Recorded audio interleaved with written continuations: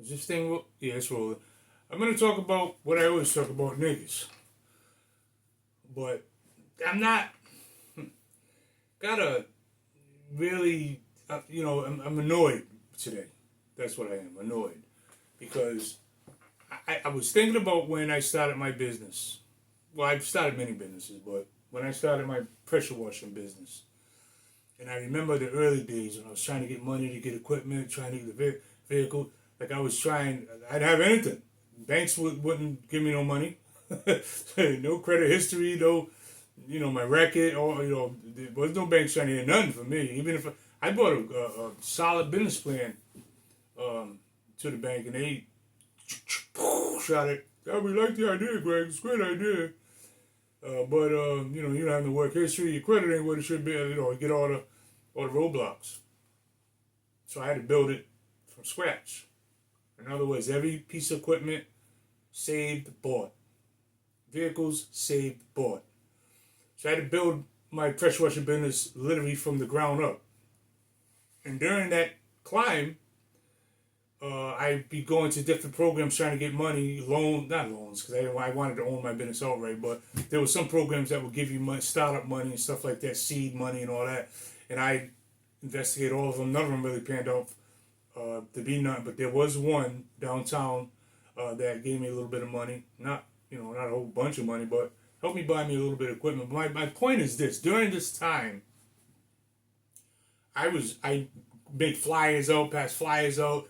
I go door to door. I go to the mall, tag cars with my flyers, trying to generate customers, trying to get people involved. And during this time, there was no community to help me.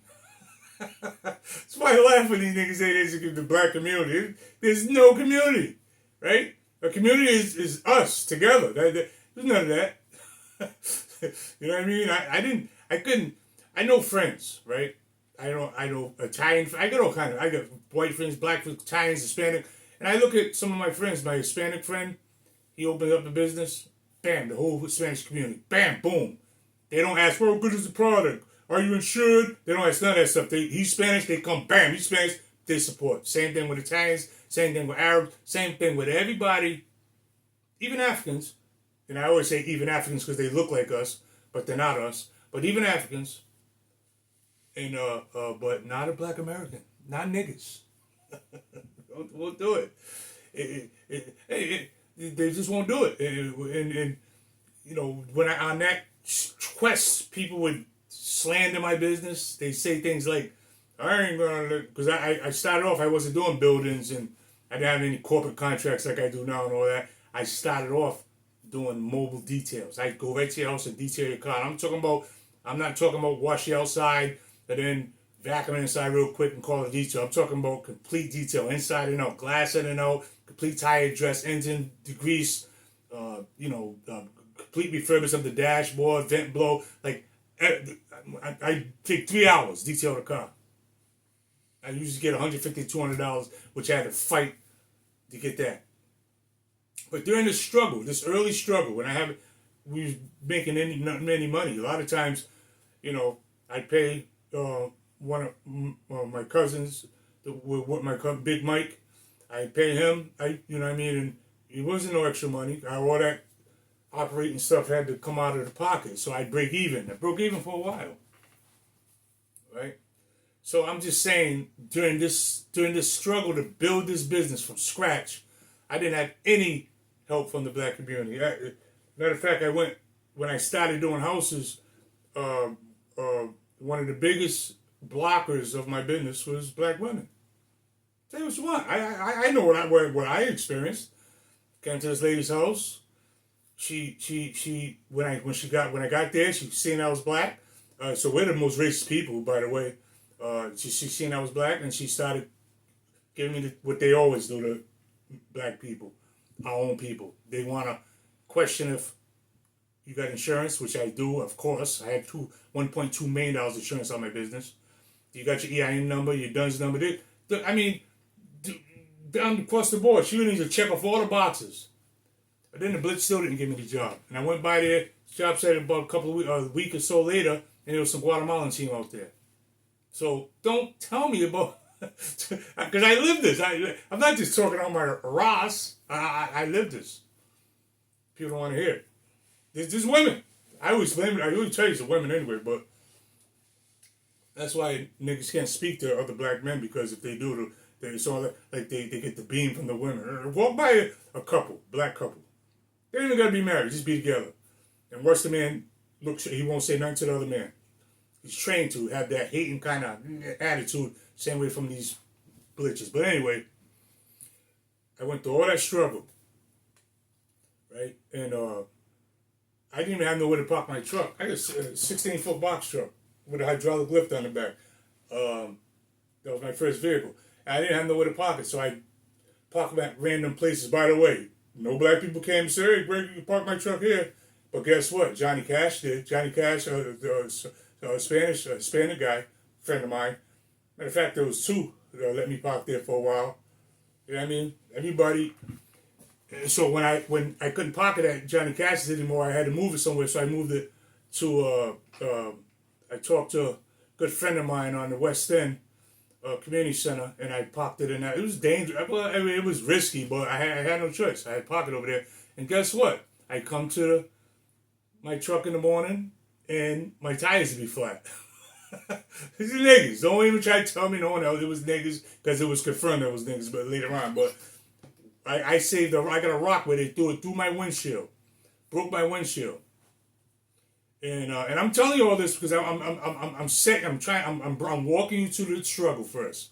All right, so you don't think I'm crying or nothing like that, because my business ended up being very successful. We know that, but I'm getting somewhere. So just bear with me. So one morning I get there, call my wife. They broke the windshield. Well, we didn't have any money. We had like $500 for our name. Like emergency. You know, I always talk about having emergency money. Well, actually, my brother Eric, but to me, I don't know, have emergency fund. When I say people don't have $5,000 in savings,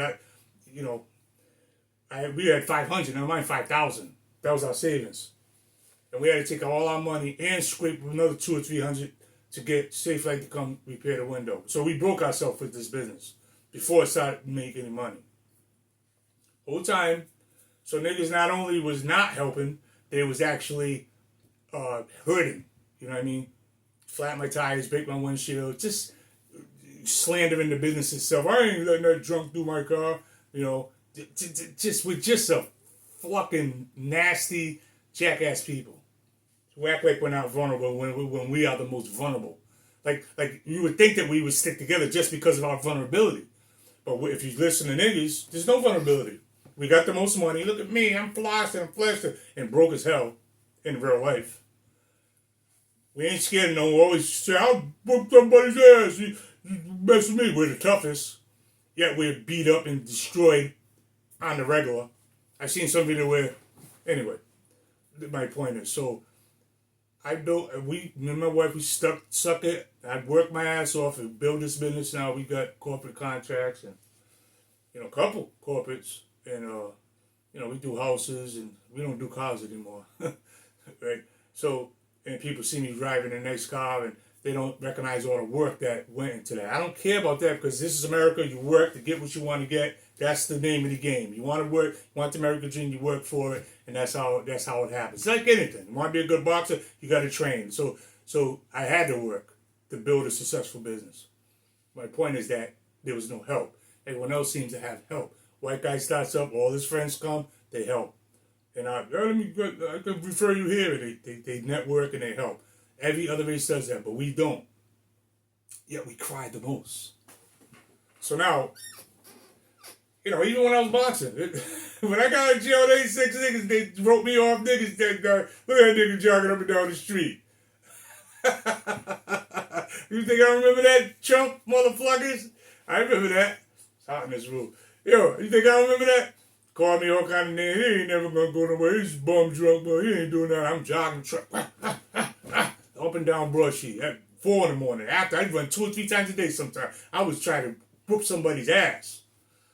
But the niggas wasn't supporting. They didn't come on board till later. You see, niggas will come on board with you after the white man, the one they complain about all the time. Once the white man acknowledges that you're legit, then they'll they'll come on board. Not the haters. Niggas gonna stay niggas. But I'm saying the black people that stay in the background because they're scared of niggas. The ones that when someone says, "Oh, you're cool," the real good black people that really kind of agree with you, but they won't say nothing because they're scared of being called cool. And the niggas that stay in the background, like these ignorant niggas get in the front, say, "Shut up, you cool, you cool." There's black people that stay in the back of them because they don't want to be called labeled a coon. So they won't say the truth like a guy like me. And there's plenty of them now. But they won't say that hey, in the back. These people was the same people that see people calling me names when I was training. I said, I'm going to be a champ and all that stuff. Same way I said with the business. I'm going to build my business up. All right, shut up. Like we don't get nothing from our community. No support, no nothing. If black man builds something, trust me, he built it all by himself, but no help from the community. Whatever he got. Okay? That's just the truth. Just a bunch of hating that. People say, well, it's this and that. No, it ain't. It's just the women. But I'll break that down.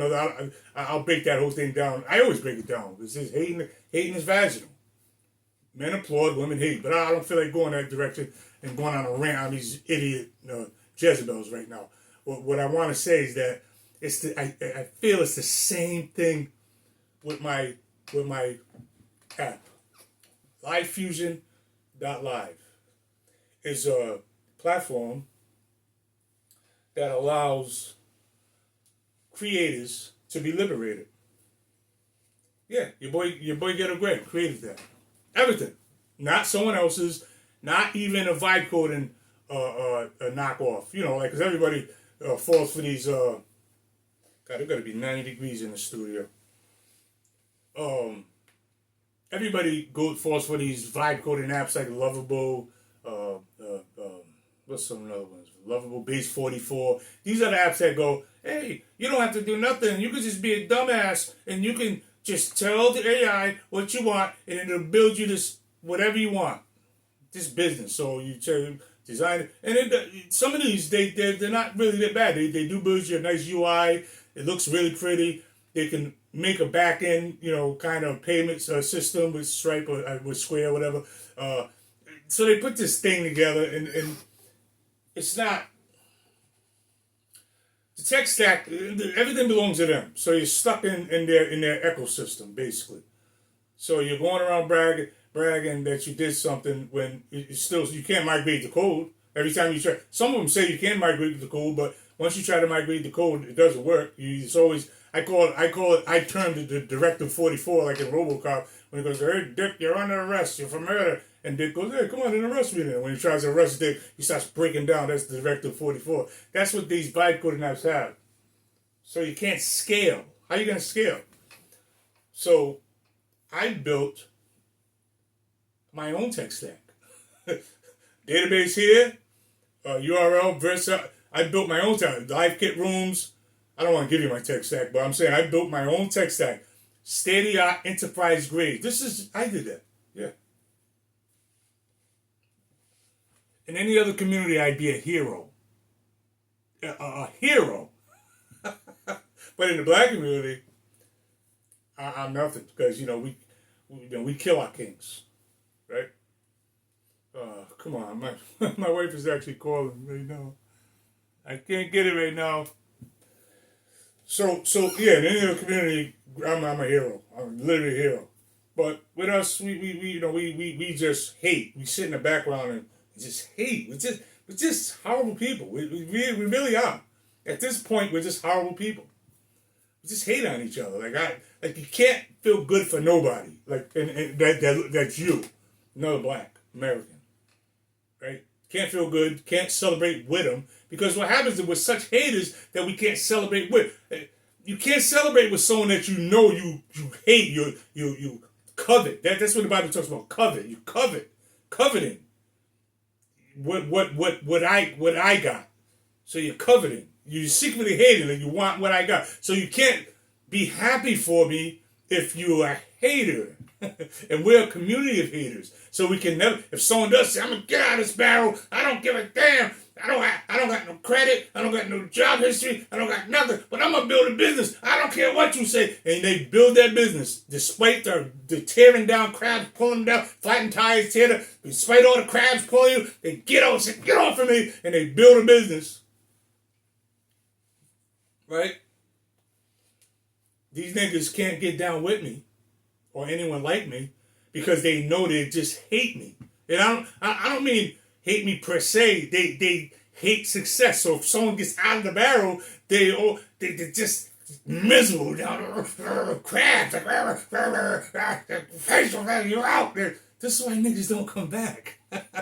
This is why when if someone makes it out, they don't come back and get nothing back. And these niggas, it's pointless anyway. Anytime niggas get out and give something back, they pay for it. What is Sean Taylor? Look at Sean Taylor. Who killed Sean Taylor? Other niggas. I can go down the line and tell you many. Nipsey, Hustle, Bustle, whatever his name is. Anytime these niggas try to come back and help these crabs, look what happens. I ain't helping a damn thing. You didn't help me get out, and you ain't gonna help me get back in, motherfucker. But anyway, I'm talking about this about Live Fusion. Like I said, I'd be a hero in any other community. This guy built a worldwide platform that not only lets people is an alternative to other platforms. So YouTube, we kill YouTube. Why do we kill YouTube? Because YouTube takes your money, stupid. Half your money, and they don't hardly get any none anyway. So if you get 500,000 views, what are you getting? $2,000? How many subscribers you got? You got 200. Adrian Boner got 200,000. I think like 200,000 subscribers, and he can't even still beat Dean. You know what I mean? So, well, my point is that I created a platform that liberates creators, so they're not a slave to the algorithm. Let me just give you a quick rundown so you guys can understand. Most platforms, if not all, are ad-based. What I mean by that is that they make their money from ads. Being ads. That's time when you're watching a video, when the ad pops in, that's how they make their money. So the more audience retention that they get, which means the more popular you are, people are going to stay on your content longer. You're valuable to them because that means they can sell to the advertisers. Hey, this got a 10-minute audience retention. That's 10 minutes. We can put a bunch of commercials on it. I'm going to need X amount of dollars. This is their bargaining chip. The more famous you are, I think they make you famous now with fake metrics now. They say you got 500 there when you 500,000 when you really don't. I think they do that so they can have better bargaining chips with the ads, but I can't prove that, so I'll just let that go. But being that I built my own tech stack, I know what goes on behind the scenes. I know how easy it is to manipulate that kind of stuff. But again, I can't prove it, and I'm not gonna slander any platform. What I will say is that what they pay you is peanuts. So you guys rather work all night, do these great videos, content that's just awesome, and you give it away. You give it away to YouTube.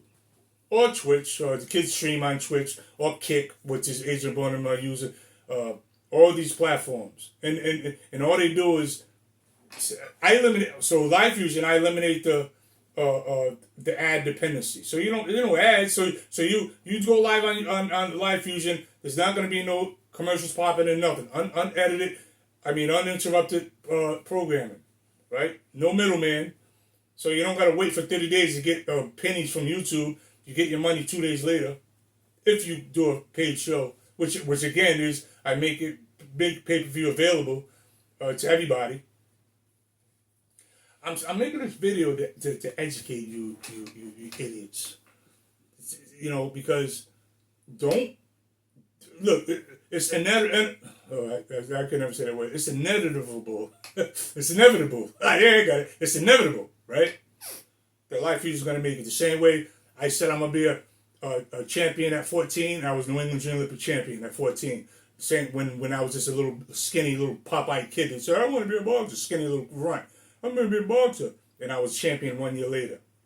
When I went to jail for two and a half years, 3 years, whatever it was, 2.5 years, and I came out of jail and I said, I'm going to take over the landscape. I'm going to watch. And I ended up being in the next year, that same year, Golden Glove champ, AAU champ, national, going to the nationals, didn't win the nationals, but you know what I mean?